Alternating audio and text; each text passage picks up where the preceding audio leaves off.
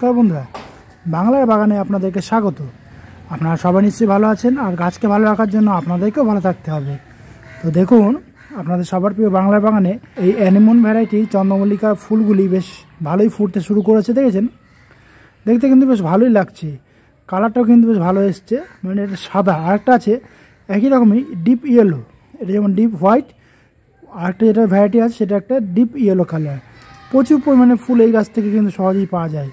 আর এই গাছে কিন্তু পিঞ্চিং খুব কম করতে হয়, বেশি পরিমাণে পিঞ্চিং করতে হয় না।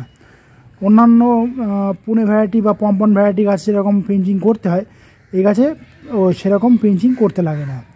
দেখুন ফুলগুলি কি সুন্দর লাগছে, দেখেছেন? এত সুন্দর লাগছে যে আপনাদের কি বলবো, মানে পুরো বাগানের চেহারাটাই পুরো বদলে দিয়েছে, দেখেছেন?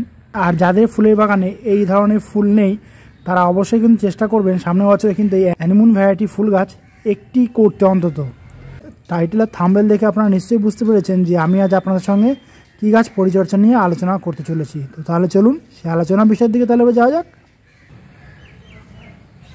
দেখুন আপনারা, এটি হলো ডায়ান্থাস, বা অনেকে ঘাস ফুলও বলে থাকেন, বা অনেকে আবার বেবি ডলও কিন্তু বলেন। এই ফুলগুলো কিন্তু দেখতে বেশ সুন্দর লাগে। দেখেন, একটি ফুল কিন্তু ফুটেছে, দেখেছেন?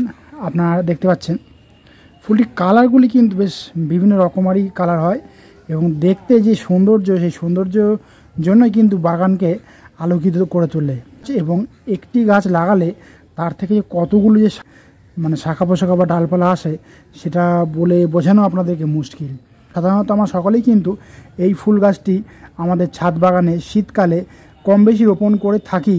কীভাবে পরিচর্যা করলে এই ফুল গাছটিকে খুব সহজে বৃদ্ধি করতে পারবো এবং গাছটিকে খুব সহজেই ঝাঁকড়া করে প্রচুর ফুল আমরা ধরাতে পারবো, তারই ভিডিও আমি আপনাদেরকে দেখাতে চলেছি। সর্বপ্রথম আমি আপনাদেরকে বলি এই গাছটি কোন মাটিতে বেশি ভালো হয়। এই ফুল গাছটি কিন্তু একটু ঝুরঝুরে টাইপের মাটি সবথেকে বেশি পছন্দ করে। তাই আমি মাটি প্রস্তুত করার সময় আমি নিয়েছিলাম 60% গার্ডেন সয়েল নিয়েছিলাম, 20% গোবর সার নিয়েছিলাম, আর 10% নিয়েছিলাম মোটা দানার যে বিল্ডিং সয়েল আছে না, লাল বালি যেটাকে বলা হয়, সেই লাল বালি। আর বাকি 10% নিয়েছিলাম নিম খোল, সর্ষে খোল গুঁড়ো, প্লাস তার সঙ্গে একটু হাড় গুঁড়ো, শিংকুচি এবং রক্ত সারও কিন্তু সামান্য মিশিয়েছিলাম। এটা জৈব খাবার হিসেবে যাতে গাছ পায় খুব সহজেই। ওইটা পুরোটা ছিল একটা মিশ্রণ, 10% মতো ওটা নিয়েছিলাম। তো আমি এই সমস্ত মিশ্রণ দিয়ে আমি মাটিটিকে ভালো করে তৈরি করে নিয়ে এই গাছগুলিকে রোপণ করেছি। আর এই গাছগুলিকে যখন আমি রোপণ করেছিলাম নার্সারি থেকে নিয়ে এসে আমি এক সপ্তাহ মতো বালির মধ্যে রেখে দিয়েছিলাম ওই থামপটেই। তারপরে নিচ থেকে যখন রুট বাউন্ড হয়ে যখন শিকড় বেরিয়ে গেছে তারপরে কিন্তু আমি বসিয়েছি। আপনারা কখনোই কিন্তু নার্সারি থেকে বা বাজার থেকে চারা নিয়ে এসে কিন্তু ডাইরেক্ট মাটিতে বসাবেন না, এর ফলে কিন্তু অনেক সময় গাছ কিন্তু মারাও যেতে পারে। এবারে আসি এই গাছটিকে কেমন জায়গায় রাখতে হবে। আমি যখন রোপণ করেছিলাম যেদিনকে, রোপণ করার পরে কিন্তু আমি প্রায় 4 থেকে 5 দিন মতো আমি একটু শেড এরিয়াতে রেখেছিলাম, কারণ টানা রোদের তখন কিন্তু রাখিনি আমি। তারপরে আমি 4 দিন বা 5 দিন পরে আমি এই গাছগুলিকে 7-8 ঘন্টা রোদ পায়, টানা রোদটা আর কি পায়, সেরকম জায়গায় কিন্তু আমি রেখেছিলাম। এই কারণ এই গাছ মানে খুব বেশি রোদও পছন্দ করে না, খুব কম রোদও পছন্দ করে না। আপনারা চাইলে আপনাদের ব্যালকনিতে কিন্তু এই গাছ কিন্তু সহজেই আপনারা করতে পারেন, কারণ বললাম 7-8 ঘন্টার মতো রোদ এটা পছন্দ করে, বেশি রোদ পছন্দ করে না। এবারে আসি এই গাছটি খাবারের কথায়, মানে কেমন খাবার এই গাছ পছন্দ করে।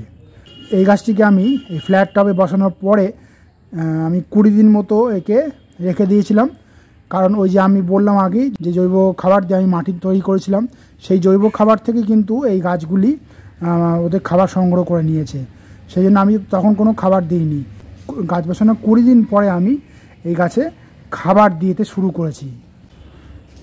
এবার আপনাদের বলি, গাছটিকে যখন 20 দিন পরে আপনারা খাবার দেবেন, তাহলে প্রথম অবস্থায় তাহলে কী খাবার দেবেন যাতে গাছ খুব দ্রুত বৃদ্ধি পায় এবং দ্রুত শাখা পোশাখা ছাড়তে শুরু করে। 20 দিন পরে প্রথম অবস্থায় পাতলা করে খোল জল এবং তার সঙ্গে ডিএপি মিশিয়ে 10 দিন অন্তর অন্তর কিন্তু দিতে হবে। আর তার সঙ্গে সঙ্গে করতে হবে কি, যাতে নতুন নতুন ব্রাঞ্চ খুব সহজেই বার হয়, সেই জন্য 1261 কিন্তু আপনারা চাইলে গাছের পাতায় স্প্রে করতে পারেন। আর একটা কথা বলি, এই গাছগুলিকে কিভাবে খুব দ্রুত ঝাঁকড়া আপনারা করতে পারবেন, আমি সে কাজটিও করেছি। আপনারা দেখেই বুঝতে পারছেন, বিশেষ করে এই গাছটি। আর এই গাছগুলি এখনও সেই কাজটি আমি করিনি বলে দেখেন লম্বা হয়ে কিন্তু উঠে যাচ্ছে, দেখেছেন। আমি সেই কাজটি আজকেই করব, আপনাদের দেখানোর জন্য আমি এই গাছগুলিকে রেখেছিলাম। দেখেন, আপনারা যেরকম হাইটে গাছটিকে রাখবেন, আপনারা চাইলে এরকম হাইটে রাখতে পারেন বা এরকম হাইটে রাখতে পারেন বা এরকম এই হাইটেও রাখতে পারেন। এইখান থেকে কিন্তু আপনাদেরকে পিঞ্চিং করে দিতে হবে। আমি যেমন এইখান থেকে গাছটিকে পিঞ্চিং করে দেব। দেখেন, আমি আপনাদেরকে পিঞ্চিং করে দেখাচ্ছি। পুরো নখ দিয়ে যেরকম চন্দ্রমল্লিকা গাছে আমরা পিঞ্চিং করি, ঠিক একই রকমভাবে পিঞ্চিং করে দেবো। দেখেছেন, পিঞ্চিং করে দিলাম। এইবার দেখবেন যে শাখা পোশাকাগুলো যে ছাড়ছে, দেখেন নতুন নতুন যে মানে এই যে পাতার যে ডগাগুলো রয়েছে, সেই পাতার ডগা থেকে কিন্তু অলরেডি নতুন নতুন কাণ্ড ছাড়তে শুরু করে দিয়েছে। দেখেন, এই 1টি 2টি 3টি 4টি 5টি নতুন নতুন কাণ্ড কিন্তু অলরেডি বার হয়ে গেছে। তো আমি এইভাবে এখানে যতগুলি গাছ রয়েছে, গাছের হাইট বুঝে কিন্তু অবশ্যই পিঞ্চিং আপনারা করবেন। এই দেখেন, আমি পিঞ্চিং করে দিচ্ছি। পিঞ্চিংটা কিন্তু মানে অবশ্যই করতে হবে, তা নাহলে কিন্তু গাছগুলিকে ভালোভাবে ঝাঁকড়া আপনারা করতে পারবেন না। এই দেখেন, আমি পিঞ্চিং করে দিচ্ছি। ঠিক চন্দ্রমল্লিকা গাছ আমরা যেভাবে পিঞ্চিং করতাম, ঠিক একই রকমভাবে পিঞ্চিং করতে হবে। এই দেখেন, আমি পিঞ্চিং করে দিলাম, দেখেছেন। এই দেখেন, আপনাদেরকে আরও দেখাচ্ছি। এই দেখেন, এই গাছগুলিকে আমি কিন্তু পিঞ্চিং অলরেডি করে দিয়েছিলাম প্রায় 10-12 দিন আগে। দেখেন কতগুলি কাণ্ড ছাড়তে শুরু করেছে, দেখেছেন। এখানে 3টি 4টি 5টি 6টি 7টা নতুন নতুন কাণ্ড কিন্তু ও অলরেডি বার করে দিয়েছে। আর একটা কথা বলি, ফুলের মায়া কিন্তু আপনাদেরকে এবার ত্যাগ করতে হবে।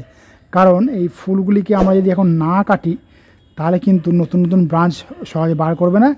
এখনই কিন্তু ফুল আপনাদেরকে দিয়ে দেবে, দিয়ে ওই গাছটি ওর বংশ বিস্তারের জন্য চিন্তাভাবনা করবে। তো আমি বলবো এই অবস্থাতেই, কারণ যেহেতু শীত এখনও পুরোপুরি যায়নি, এখনও অনেকটা সময় বাকি রয়েছে, সেই জন্য বলছি এই গাছে পিঞ্চিং কিন্তু অবশ্যই আপনারা করে যাবেন। আমি এই পিঞ্চিং করে এই কুঁড়িগুলি আমি কেটে দিলাম। কুঁড়ি বা ডগাগুলিকে না কাটলে কিন্তু এই গাছটি সহজে বেশি ঝাড় আপনারা করতে পারবেন না, যার ফলে হবে কি ফুলের সংখ্যাও কিন্তু আপনারা কম পাবেন।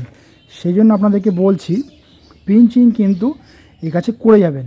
একবার পিঞ্চিং করে দিলেন তো দেখবেন প্রায় একটি গাছ থেকে অন্তত 7-8টি ডাল আপনারা পেয়ে যাবেন।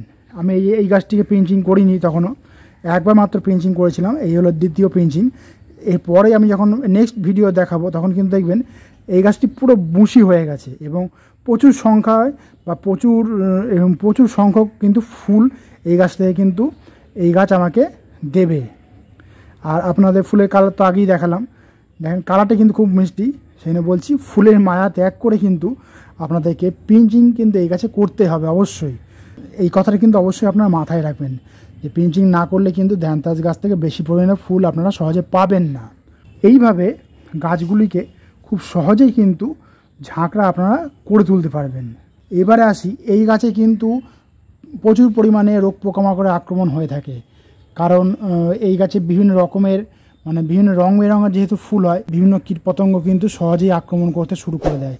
আমি যদিও একবার মাত্র আমি কাকা স্প্রে করেছিলাম, তো দেখতে পাচ্ছি এবার কয়েকটা পাতার নিচে নিচে একটু সাদা মাছি এসেছে। তো সেই জন্য আমি কিন্তু কীটনাশক স্প্রে করব। আগামীকালই আমি এই কাজটি করব। কীটনাশক স্প্রে না করলে কিন্তু এই গাছে রোগ পোকামাকড়ের আক্রমণ কিন্তু হয়ে থাকবেই। আমি আগামীকালই কাজটি করব। আপনারাও কিন্তু 15 দিন অন্তর কিন্তু কীটনাশক স্প্রে করবেন। এক সপ্তাহে আপনারা কাকা করলেন, পরের সপ্তাহে আপনারা উলালা স্প্রে করতে পারেন। তার পরের সপ্তাহে কিন্তু আপনারা লেদা পোকার জন্য একটা স্পেশাল কোনো ওষুধ, যেমন হামলা আছে বা স্ট্রাইক 555 আছে, যে কোনো একটা কীটনাশক ঘুরিয়ে ফিরিয়ে কিন্তু আপনারা ইউজ করবেন। 1 লিটার জলে আপনারা 1.5 ml করে দিয়ে এই গাছগুলিকে পুরো স্প্রে করে দেন। তাহলে দেখবেন আপনাদের এই ধ্যানতাজ গাছ কিন্তু খুব সহজেই কিন্তু রোগ পোকামাকড়ের হাত থেকে রক্ষা পাবে। আর টবের মাটির অবস্থা বুঝে কিন্তু এই গাছে জল দিতে হবে। কারণ আমি যেভাবে ধ্যানতাজ গাছের পরিচর্যা করে আপনাদেরকে বললাম, আপনারাও কিন্তু এইভাবে পরিচর্যা করবেন। বেশি জল কিন্তু এই গাছ পছন্দ করে না। বেশি জল হয়ে গেলে কিন্তু দেখবেন গাছের নিচেকারে পাতাগুলো হলুদ হয়ে গেছে। হ্যাঁ, আপনারা দেখুন আমার গাছের নিচেকারে কোনো পাতা কিন্তু হলুদ হয়নি। ওই জন্য জলের পরিমাণটা কিন্তু আপনারা মাটি বুঝে দেবেন, যেন বেশিও না হয়, আবার কিন্তু কম হয়ে গেলে কিন্তু সূর্যালোকে আলোতে যেই থাকে আপনাদের, তাহলে কিন্তু গাছ ঝিমিয়ে পড়বে, তাহলে একটা গাছ আঘাত পাবে আবার। সেই জন্য মাটির অবস্থা বুঝে কিন্তু আপনারা জল দেবেন। তো আমি যেভাবে আপনাদেরকে দ্যানথাস গাছ পরিচর্যা করতে বললাম, আপনারাও কিন্তু সেইভাবে আপনাদের দ্যানথাস গাছ পরিচর্যা করুন। আপনারাও আপনাদের দ্যানথাস গাছ থেকে খুব দ্রুত গাছ ভর্তি করে ফুল পাবেন, দেখবেন কোনো অসুবিধা হবে না। আর যদি কোনো কমান্ড থাকে তাহলে কিন্তু বাংলার বাগানকে জানাতে ভুলবেন না, কারণ বাংলার বাগান সবসময় আপনাদের পাশে ছিল, আছে এবং থাকবে। তো আজ এই পর্যন্তই। আমার ভিডিওটি যদি আপনাদের ভালো লাগে তবে লাইক করবেন, গাছপ্রেমী বন্ধুদের মধ্যে শেয়ার করবেন এবং আমার চ্যানেলটিকে সাবস্ক্রাইব করে বেল আইকনটিকে প্রেস করে অল নোটিফিকেশনটিকে প্রেস করে রাখবেন, যাতে নিত্য নতুন ভিডিওগুলি আপনাদের কাছে সহজেই পৌঁছে যেতে পারে।